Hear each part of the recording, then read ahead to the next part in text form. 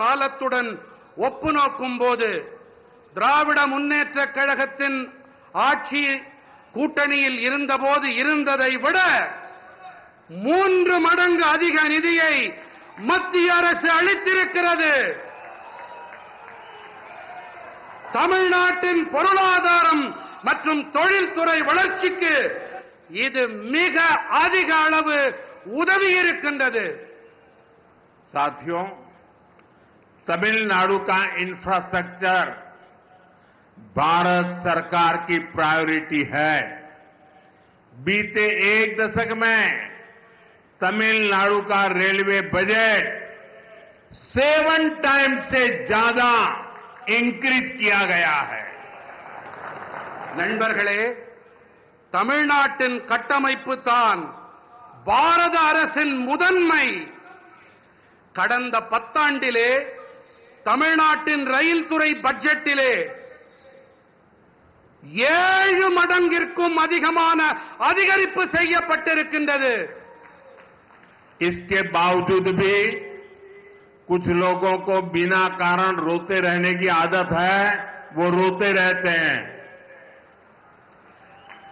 இவற்றையெல்லாம் செய்த பிறகும் கூட சிலர் அழுது கொண்டே இருக்கிறார்கள்.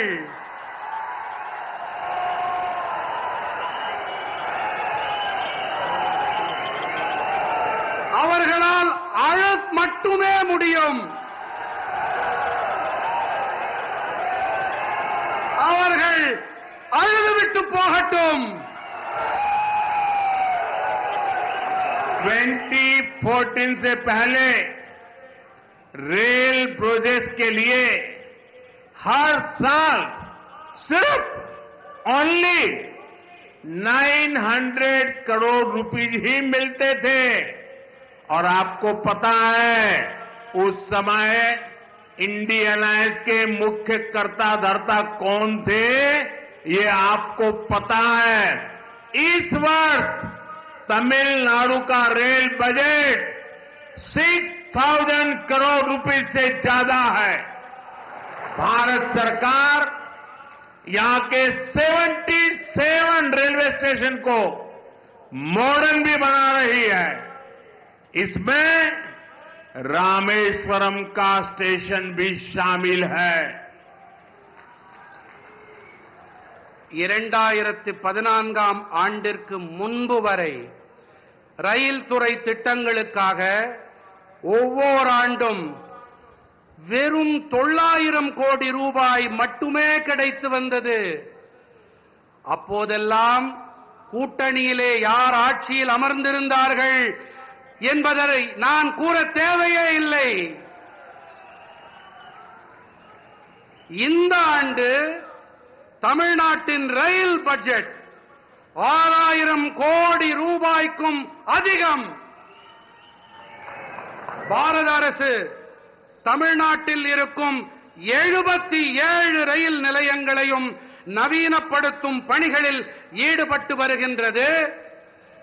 இதிலே ராமேஸ்வரம் ரயில் நிலையமும் இடம் பெற்றிருக்கின்றது. साथियों, लास्ट 10 इयर्स में प्रधानमंत्री ग्राम सड़क योजना के तहत गांवों के रोड और हाईवे के क्षेत्र में भी बहुत सारा काम हुआ है। 2014 के बाद तमिलनाडु में केंद्र सरकार की मदद से 4000 किलोमीटर रोड्स बनी है। चेन्नई पोर्ट को कनेक्ट करने वाला एलिवेटेड कॉरिडोर शानदार इंफ्रास्ट्रक्चर का एक बेहतरीन उदाहरण बनेगा। நண்பர்களே, கடந்த 10 ஆண்டுகளிலே கிராமப்புற சாலைகள் மற்றும் நெடுஞ்சாலைகள் துறையிலே கூட ஏராளமான பணிகள் மேற்கொள்ளப்பட்டிருக்கின்றன. 2014ஆம் ஆண்டிற்கு பிறகு தமிழ்நாட்டிலே மத்திய அரசின் உதவியோடு 4000 கிலோமீட்டர் அளவுக்கு சாலைகள் போடப்பட்டிருக்கின்றன. சென்னை துறைமுகத்தை இணைக்கவல்ல உயர்த்தப்பட்ட இடைவழி அருமையான கட்டமைப்பிற்கான மேலும் ஒரு எடுத்துக்காட்டு. आज भी करीब 1,000 करोड़ रुपीस के रोड प्रोजेक्ट का शिलान्यास और लोकार्पण हुआ है.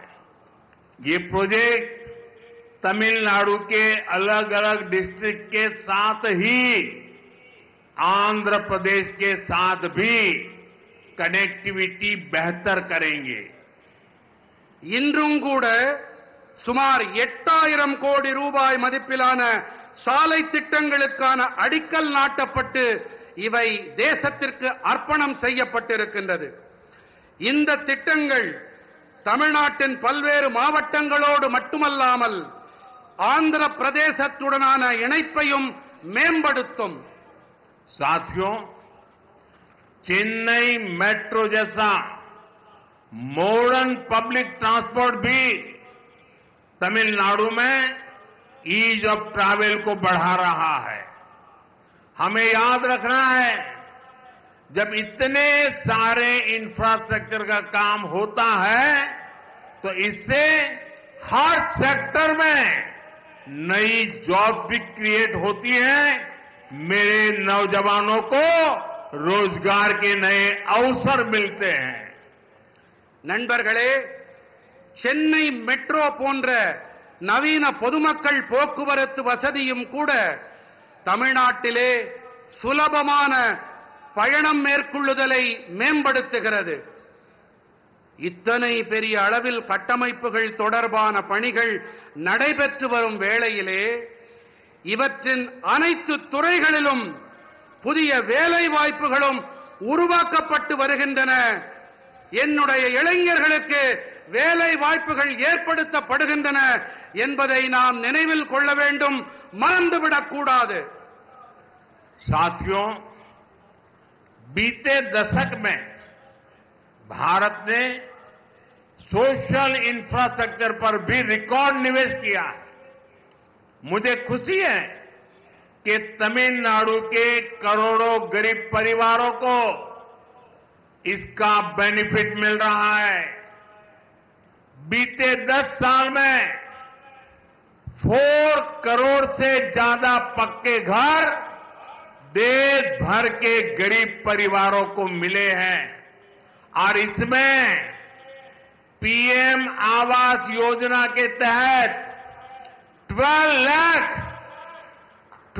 लाख से ज्यादा पक्के घर यहां तमिलनाडु में मेरे गरीब परिवार के भाई बहनों को मिले हैं. நண்பர்களே, கடந்த 10 ஆண்டிலே பாரதம் சமூக கட்டமைப்பிலும் கூட சாதனை காணும் அளவுக்கு முதலீடுகளை செய்திருக்கின்றது. தமிழ்நாட்டின் கோடானு கோடி குடும்பங்களுக்கும் இவற்றால் ஆதாயம் கிடைத்து வருவது எனக்கு மட்டற்ற மகிழ்ச்சியை அளிக்கின்றது. கடந்த 10 ஆண்டிலே 4 கோடிக்கும் அதிகமானோருக்கு கான்கிரீட் வீடுகள் தேசமெங்கும் இருக்கும் ஏழை குடும்பங்களுக்கு கிடைத்திருக்கின்றது. இவற்றிலே பிரதம மந்திரி குடியிருப்பு திட்டத்தின்படி